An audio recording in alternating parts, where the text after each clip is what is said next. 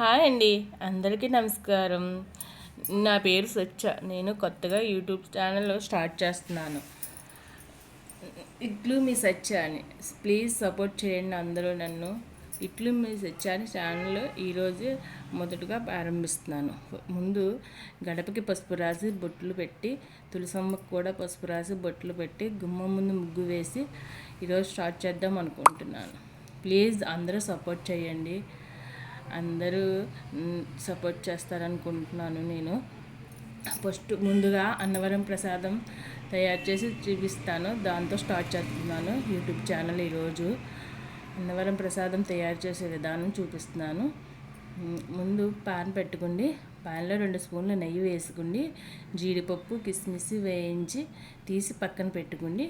1 cup ఎర్రనూక తీసుకోవాలి. ఎర్రనూక అంటే బన్సెన్నూక కాదు, పలుకులు పెద్దగా ఉంటాయి. ఆ నూక తీసుకుంటే ప్రసాదానికి చాలా టేస్ట్ వస్తుంది.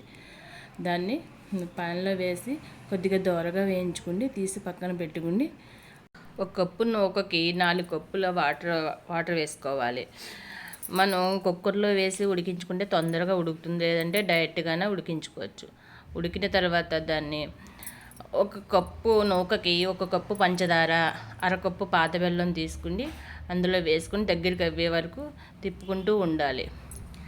తర్వాత దగ్గరికి అయిన తర్వాత అందులో మనం 1 స్పూన్ తేనె, 1 స్పూను యాలకుల పొడి, పచ్చకర్పూరం అంటే పచ్చకర్పూరం కూడా వేసుకోండి. మనం వేయించి పక్కన పెట్టుకున్న జీడిపప్పు కిస్మిస్ కూడా వేయించుకోండి. 2 స్పూన్లు నెయ్యి వేసుకోండి. అలా ఒక 5 నిమిషాలు, 1 నిమిషం ఉంచి తర్వాత తీసి గ్యాస్ కట్టేసి చల్లారిన తర్వాత బౌల్లో వేసుకుంటే చాలా టేస్టీ అన్నవరం ప్రసాదం రెడీ అయిపోతుంది. అన్నవరం ప్రసాదం అంటే ఎవరికి ఇష్టం ఉండదు, చాలా బాగుంటుంది.